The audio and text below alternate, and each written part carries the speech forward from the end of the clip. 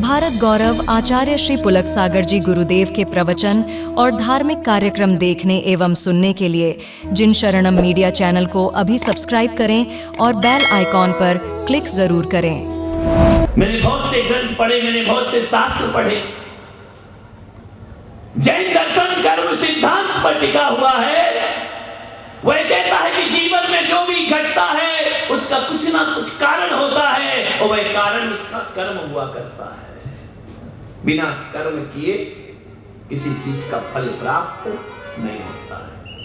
आज तुम जहां भी बैठे हो, जिस जगह बैठे हो, जिस पोजीशन पर हो, जिस क्षेत्र में हो, चाहे ऊंचाई का हो, चाहे पतन का हो, चाहे गरीबी के हो, चाहे अमीरी का हो, चाहे सफलता का हो या सफलता का हो, इस सब के पीछे कोई ना कोई कर्म तुम्हारे साथ जरूर है। कर्म किसी को छोड़ते नहीं मेरे भाई। ये जैन दर्शन का मूल सिद्धांत है। कर्म फिलॉसफी। फल है तो कहीं बीज भी होगा। वृक्ष है तो बीज भी होगा और तुम्हें जो कुछ भी मिल रहा है ना, उसका कहीं ना कहीं बीज अवश्य होगा। लेकिन मैंने देखा पूरे शास्त्रों में तीर्थंकर कैसे बनते हैं। 16 कारण भावनाओं को भाने से, केवली शुद्ध केवली के पाद मूल में बैठने से 24 आत्माओं को तीर्थंकर प्रकृति का बंध हुआ करता है। मुनि कैसे बनते हैं? जन्म जन्म की साधना से मुनि पद प्राप्त हुआ करता है। लेकिन आज तक मुझे शास्त्र में देखने नहीं मिला कि तीर्थंकर की माता किस कर्म के फल से बनती है। ऐसा मैंने पढ़ने में नहीं आया है कि तीर्थंकर के पिता कौन से कर्म के फल से बनते हैं। ऐसा कौन सा कर्म करो तो जिन जननी का पद प्राप्त होता है, ऐसा मैंने कर्म सिद्धांत में बहुत तलाशा, मुझे नहीं मिला। पंडित जी मिले तो मुझे बताना, मैं ज्ञान बढ़ाऊंगा अपना। ऐसा कोई कारण नहीं चला। ऐसा कौन सा कर्म नारी करती है कि उसकी कोख में तीर्थंकर का जन्म हो जाता है। हम कहने को बहुत कुछ कह सकते हैं मगर लेखन में ऐसा कुछ नहीं आया है।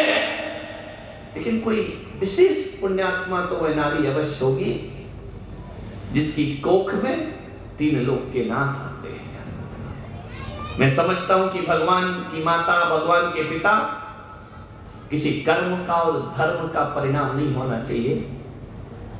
वो एक रिश्तों का परिणाम होना चाहिए। वो एक व्यवस्था का परिणाम होना चाहिए। ऐसी एक व्यवस्था, एक नियोग है। तीर्थंकर की माता से बड़ा पुण्य शिखर जगत में कोई दूसरा नहीं। जब तीर्थंकर का कल जन्म हुआ ना, एक ज्योतिषी हिमालय से दौड़ा दौड़ा आया। जैसे ही आया, राजा विश्वसेन ने कहा कि हे ज्योतिषी, मेरे बच्चे का भविष्य बताओ। पिता है, पिता तुल्य व्यवहार होता ही है। हर पिता अपने बच्चों का भविष्य पूछा करता है। ज्योतिषी की जैसी दृष्टि पड़ी, पार्श्व कुमार को पालने में देखकर फूट फूट कर रोने लगा। विश्वसेन को कुछ संदेह हुआ कि ये ज्योतिषी रोता क्यों है, इसी आंख में आंसू क्यों है। लगता है कि मेरे पुत्र के साथ जरूर कुछ ना कुछ अनहोनी होगी। उन्होंने कहा कि ज्योतिषी घबराओ नहीं, बताओ मेरे बच्चे का भविष्य क्या। जार जार आंसू बहा रहा है, रोए जा रहा, रोए जा रहा, रोए जा रहा। भामा देवी ने कहा कि ज्योतिषी, कुछ अशुभ ग्रह हैं क्या इसकी कुंडली में? बोली माता, अशुभ ग्रह। थोड़ी देर बाद देखता है कि वह झूमने लगता है, नाचने लगता है। राजा विश्वसेन ने कहा या तो ये ज्योतिषी पागल, 2 मिनट पहले तो रो रहा था, आंसू बहा रहा था, 2 मिनट में ये हंस रहा है, नाच रहा है। बोले कारण बताओ क्या है? बोले महाराज, किसका भविष्य पूछते हैं आप? इस बालक का। ये बालक नहीं है महाराज जो सारे जगत का भविष्य लिखेगा। उसका भविष्य कौन ज्योतिषी बता सकता है?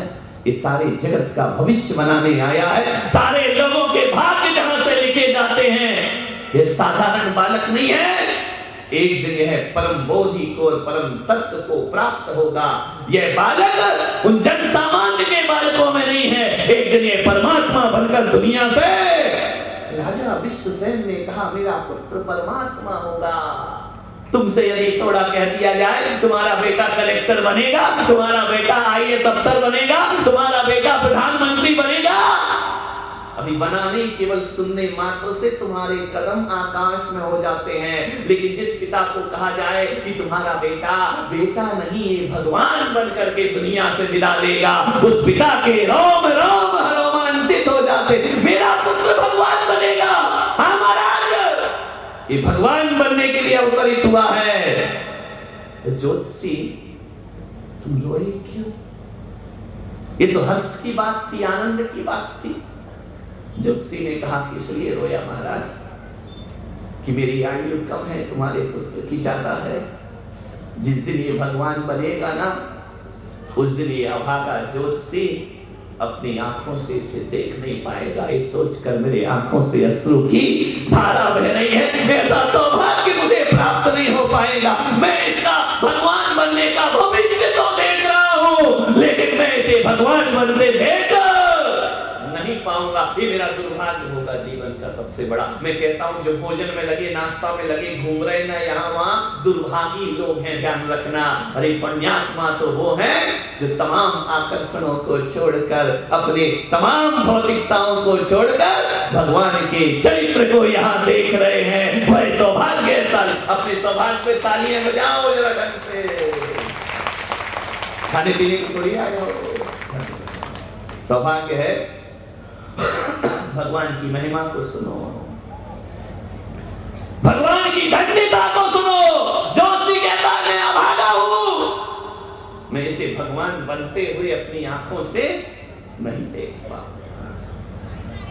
आज यात्रा शुरू होगी, चले आ रहे हैं लोग झुंड के झुंड। मुझसे कह रहे थे कि आज तो हमारे राजन जी आए थे, बड़े राजन, आज तो शादियां हैं महाराज, पंडाल में कोई नहीं आएगा।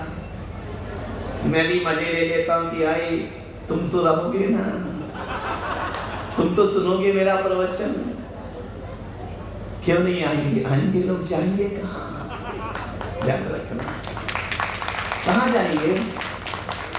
मान्यवर, अब मुझे समझ परी हनुमंता कि हरि कृपा बिन मिल ही न संता। ध्यान रखना, ये मत सोचना कि बिच्छीवाड़ा समाज में बुलाया इसलिए लोग यहाँ पर आए हैं, नहीं। ये तो नागफणी पारसनाथ वाले बाबा ने, सब उनके भक्त यहाँ पर बैठे हुए हैं, उनके आराधक उपासक यहाँ पर बैठे हुए हैं। सोचना, बालक ज्योतिषी ने कहा कि महाराज मुझे एक बात पर और हंसी आती है, वो इस बालक पर हंसी आ रही है। विश्वसेन ने कहा कि अब किस बात की हंसी है? बोले ऐसा लगता है कि इस बालक से मेरी नजर हटना नहीं चाहिए। ऐसा आकर्षण, ऐसा सम्मोहन पार्श कुमार का नजर हटाने को मन नहीं करता है, निगाहें फेरने को मन नहीं करता है। लेकिन इसकी लीलाएं देखकर मुझे आश्चर्य होता है कि जो तीन लोक का नाथ है, जगत का पिता है, कितनी कोमलता और कितनी करुणा इस बालक के अंदर मौजूद है। कैसा विशाल हृदय इस बालक का है। ये छोटा सा बालक पालने में पड़ा, सारी दुनिया जिसकी गोद में झूला करती है, ये बालक आप जैसे साधारण इंसान को अपने माता पिता का सौभाग्य प्रदान करता है। इतना बड़ा साहस कोई तीर्थंकर जैसी आत्मा ही जगत में, इतना महान पुरुष आप जैसे साधारण व्यक्ति को माता पिता का दर्जा दे रहा है। मान्यवर, मैं आपसे निवेदन करता हूं बड़ी विनम्रता के साथ, ज्योतिषी ने कहा कि धन्य है राजा अश्वसेन, तीर्थंकर जैसी आत्मा को आपने जन्म दिया। मैं यहाँ बैठे हुए युवाओं से भी, वो जो टीवी के माध्यम से मुझे देख रहे हैं, उनसे भी आग्रह करता हूं, बेटियों से आग्रह करता हूं, बेटों से आग्रह करता हूं कि तीर्थंकर के वंश में पैदा हुए, उनके कुल में उत्पन्न हुए हो, अपना जीवन ऐसा जीना, ऐसा जीना, ऐसा जीना, ऐसा जीना कि तुम्हारे पिता को देखकर कोई कह सके, उनका मिलने वाला, कि बताओ से तुमने कौन सा पुण्य किया था जो ऐसे बेटे को तुमने जन्म दिया है। ये केवल पंच कल्याण घूमने फिरने का स्थान नहीं है, मेला नहीं है। ऐसा जीवन जियो, ऐसा जीवन जियो कि तुम्हारे माता पिता का सर गर्व से ऊंचा उठ जाए। ऐसा जीवन मत जीना कि कोई तुमसे कहे किस नालायक को पैदा किया है, तुमने कौन से पाप किए थे अपने पिछले जन्म में जो ऐसे निकृष्ट औलाद को जन्म दिया। तुम्हारे चरित्र को देखकर तुम्हारे माँ बाप का मस्तक झुकना नहीं चाहिए। ऐसा चरित्र बनाओ कि उनका मस्तक गर्व से ऊपर उठ जाए।